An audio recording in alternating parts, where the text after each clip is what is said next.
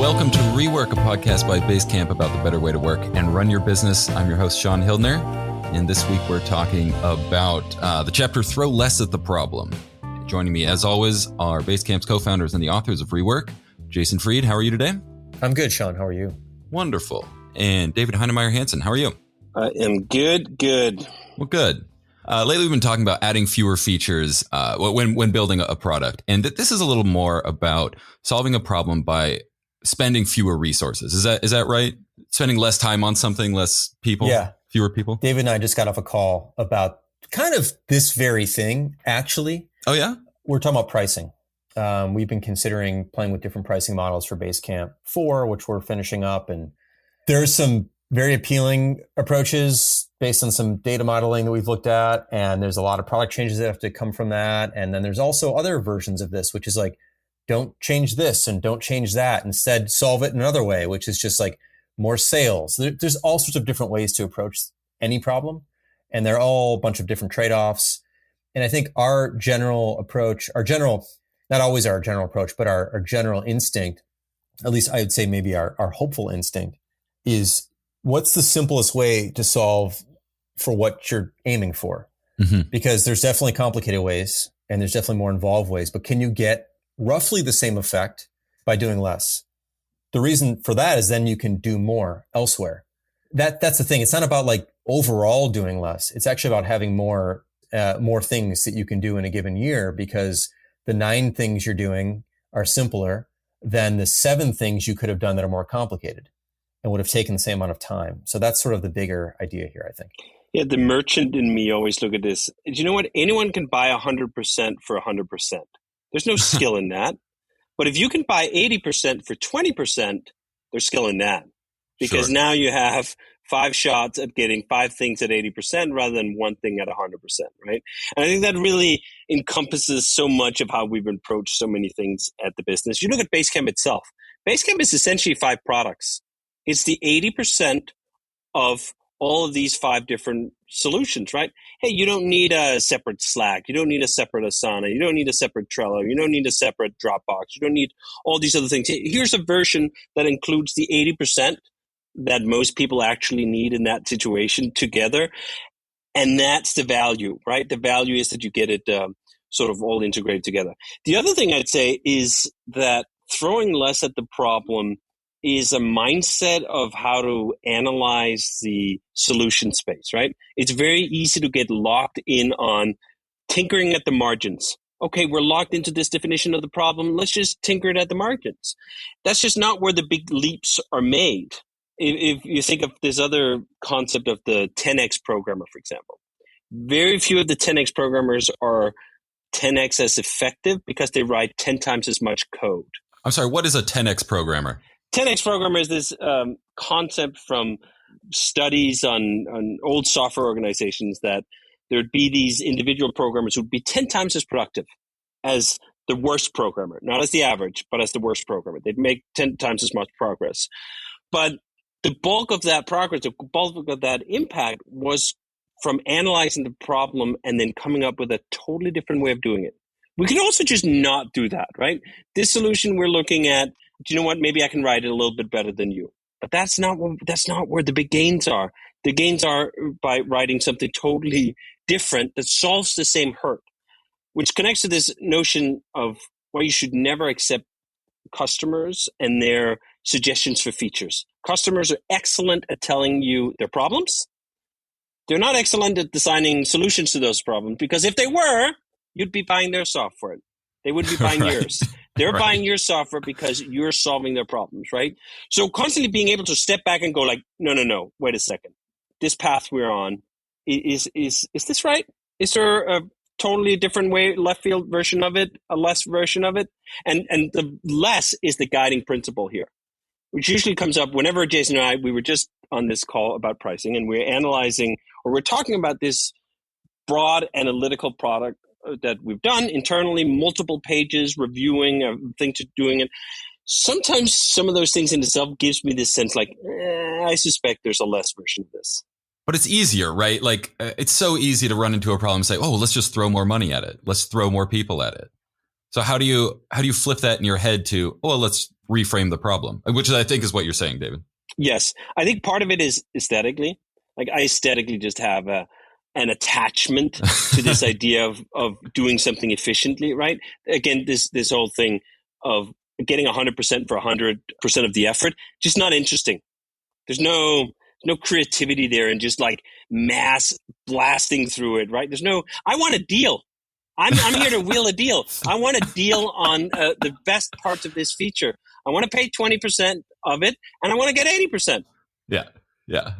Can you think of any examples of maybe products or companies that you've dug and when they ran into some hard times, they did end up throwing a bunch of money at it or throwing too many people at it and it created a poor solution?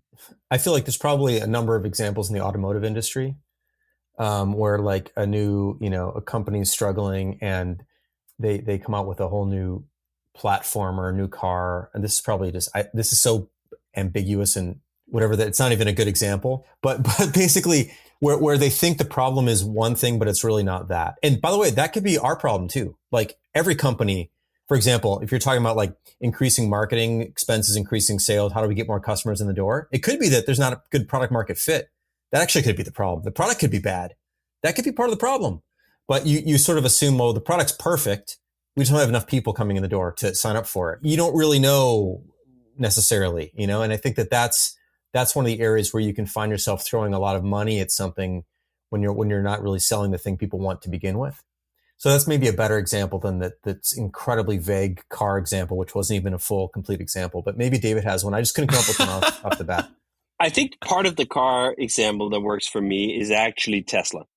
That Tesla threw way less at the problem when it came to putting cars together, which is how they were able to catch up, basically being 100 years behind. That there was no way Tesla was going to produce a wonderful internal combustion engine car because that requires 5,000 parts. You all have to get right. Tesla came up with a model that required less than 500 parts, an order of magnitude fewer parts to put a car together.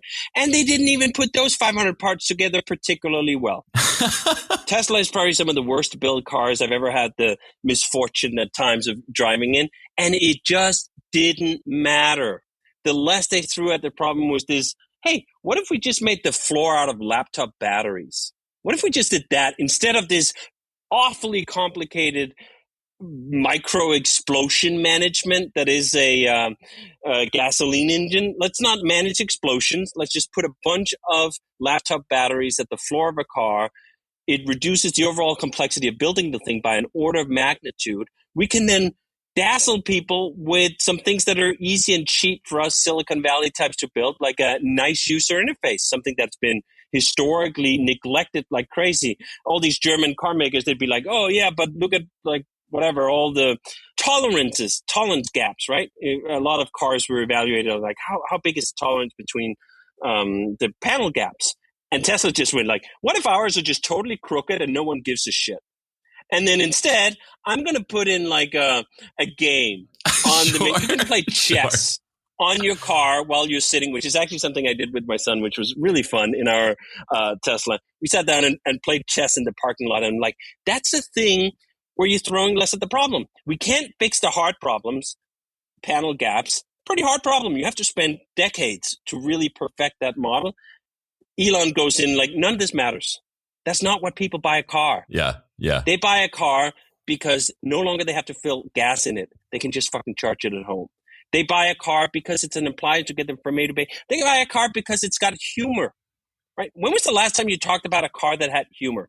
Mm-hmm. I think pretty much the only car in the industry that has humor is the Tesla, right? Like you can make it look like funny thing. There's a fart app that my 8-year-old son had a blast with for a while. And you compete in a completely different arena. This is what's interesting to me.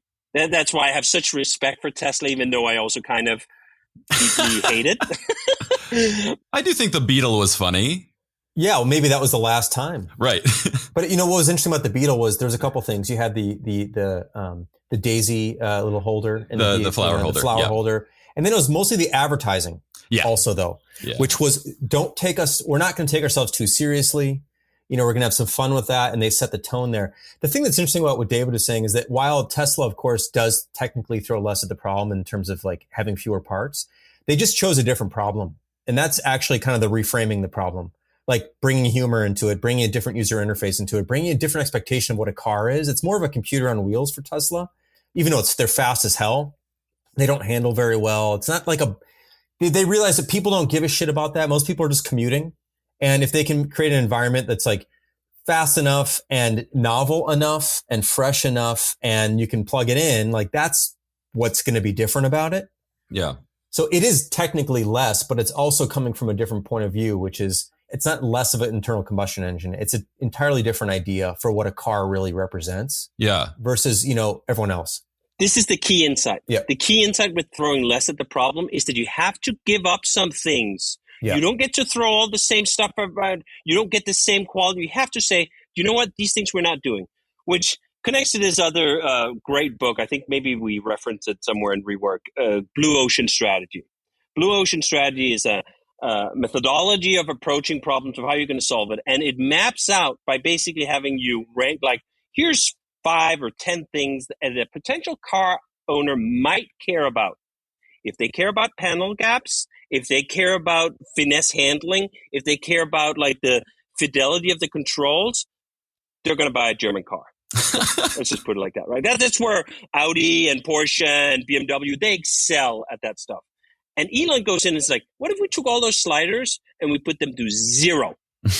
Make the shittiest stuff we possibly could because it's not what we're going to invest. And then on these other things, we're going to totally over-index, right? First of all, we're going to make the floor out of laptop batteries so you don't have to refuel it anymore. That connects to the fact that you can feel good about the environment. That connects to the fact that we have the sense of humor. So throwing less is choosing fewer things, but you got to do those well. You can't just throw crap at the problem. You got to throw less at the problem, and that less has to be good. So the exercise that's so interesting is deciding all the things this is not going to do. What features will this not have? What qualities will it not have? Which people who like those qualities and those features will we not appeal to? In fact, we just had this discussion on this pricing call where we were talking about large companies. Hey, there's a reason why a lot of software as a service is sold on a per seat pricing, because if you land a few companies that have 20,000 employees or 50,000 employees, that's a huge account, right? And you got to care about them. And we could go like, you know what? What if we didn't care about those? Which is also sort of a historical stance on the question. But again, when you're reviewing prices, you should look at the whole thing again and like, why do we believe the things we believe? And we went like, you know what? We probably just don't care about that end. So we can make some different choices here than someone else would do if they were like, oh, juicy 20K account here that we really need to land. Right. Let's throw less at the problems by choosing what we're not going to pursue. Yeah. We're not going to target what qualities we will not have. Can you think of any other examples where you ran into a problem and decided, and I think decided is key, to throw less at it? Not, well, we only have these resources, so now we have to reframe the problem. But are there any examples of, you know what, I only want to throw 2 people at this. I only want to give this the 6-week budget. Kind of everything. Yeah. And we don't always nail it, but our aim is, most of the time, if not 90% of the time, which is we basically, in everything we build today, there's 2 people working on it. There's 1 programmer, 1 designer, which prevents us from doing all sorts of things. On top of that, we time box it with what we call an appetite, not a budget, but an appetite. We have an appetite for 4 weeks worth of work on this. This feature we think is worth 4 weeks. Not that it can take 4 weeks, because it could also take 12 and 16 and 20, but we only have an appetite for 4. Yeah. And the combination of the appetite plus a small team, you're forced into figuring out like where the real value is, what not to do. It's more about, like David was saying, it's more about what not to do. Mm-hmm. Those are all the decisions, almost, what not to do. And then the things that are left are the things you do, and you do them, in a very, again, not a crappy way, in a very high end, straightforward way, but only a few of those things. Those are the conditions we put in place because we understand human nature is just the opposite, which is you don't want to give up on something. You want to put more people on it and put more money behind it and do more stuff. And if we don't prevent ourselves from being human here, we're just going to never get anything done. And so that's sort of the constraints we throw in front of us as we delve into projects. This is why so many good, interesting ideas come out of scrappy startups in proverbial garages Sure. that only have 2 people. Because those are the conditions where you do not get to choose. You're just starting out. you're in this proverbial garage. Fair fact here, I've never worked from a garage. It sounds like a weird thing, but let's just go with the metaphor for a while. Just constrained. You can't afford an office. You can't even afford a proper desk or whatever. You're only 2, 3, 4 people. Super hard constraints. It forces you to think less, which forces you to think all about the things you're not going to do, which forces you to think about how you come up with something radically different. How can we get 500 parts instead of 5,000? Everyone else is putting their product into space together with 5,000 parts. You can't compete with that, right? If we were competing head on, if you just go in a garage with 3 people and you decide to take on a huge conglomerate head on with the same product in the same space, you're going to get squashed. You're going to get squashed immediately. They have all the advantages in their favor. You have to play this guerrilla warfare here of not facing the enemy head on. You're not going to face a tank with a slingshot. You're going to sort of go a different way around it, and you're going to find a different angle on it, and you're going to find something clever that they hadn't thought about, and you're going to find that because you had to. Yeah. Right? Because if you were this person who sat at this major other company and you had 100 people and 2 years to do it, you too would come up with the kind of product that took 100 people 2 years to do. This is really about like initially figuring out what could you do, and then deciding what can you do, and those cannot be the same. This is the curation process we talked about in the previous last episode. Can has to be less than could. Right. And the problem is that if you come up with your could list and you go, we're going to do all the things we could do, that's the recipe for forever and too much and not enough, and it doesn't go well. Yep. So that's the art. It's figuring out going from could to can and getting there with as few people as you can, I think is and it's little time technically as well. Now, look, there are, of course, people I know, you listen to these things and I go, what about this? Right. Like, again, like we had this and I think it was in Rework or maybe Getting Real. Like, you're not fucking air traffic control. You're not building an airplane. You're not building semiconductors. Like, some of those things are enormously resource intensive. Although, of course, I think the semiconductor example is interesting with Apple and Intel, just taking very different approaches and whatnot. But these are very resource flush companies, both of them. So it's not like one had less. One had less of a head start, but no one has less there. But those examples are such outliers. Most people are not facing those kind of situations or conditions. Yeah. Well, perfect. I think that's a pretty good place to wrap up that conversation. We do have another listener question. Yeah, let's do it. This one's coming from Paul.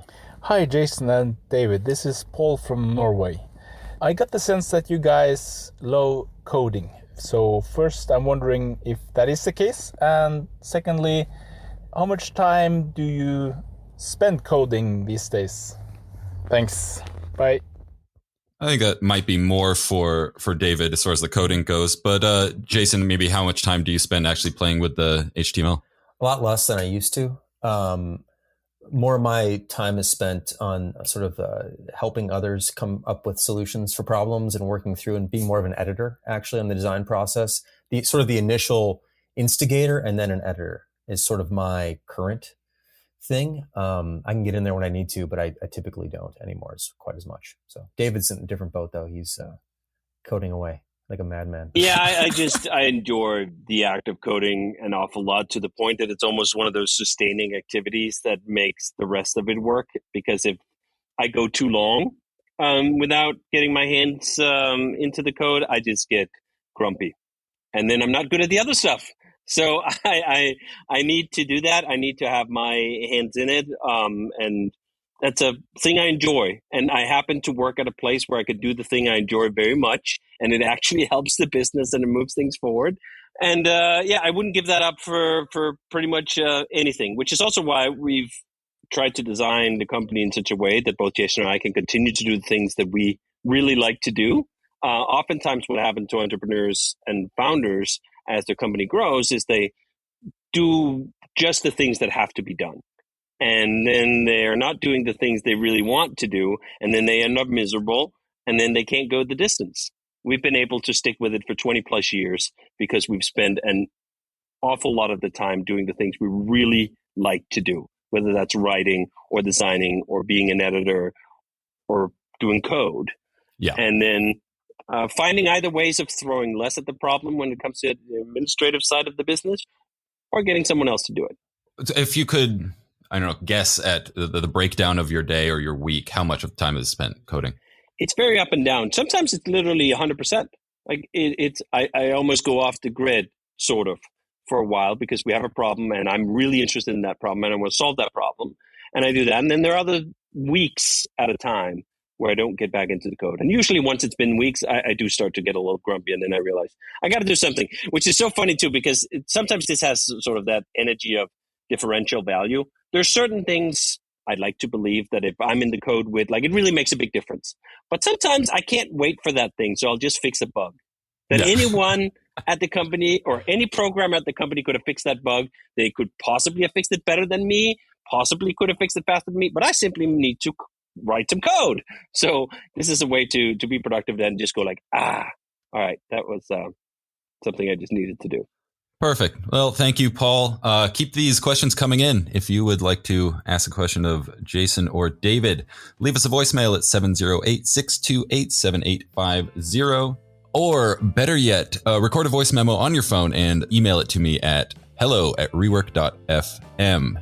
And that will do it for this episode.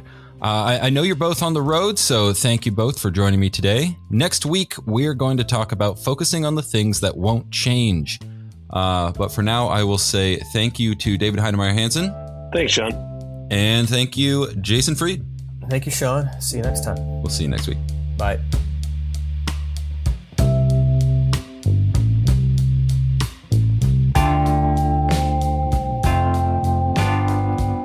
Rework is a production of Basecamp. Our theme music is by Clipart. We're on the web at rework.fm, where you can find show notes and transcripts for this and every episode of Rework. We're also on Twitter at Rework Podcast. If you're following along in the book, next week we'll be discussing the chapter, Focus on What Won't Change. And if you like the show, I'd really appreciate it if you would leave us a review on Apple Podcasts, Spotify, Overcast, or wherever you're listening to this.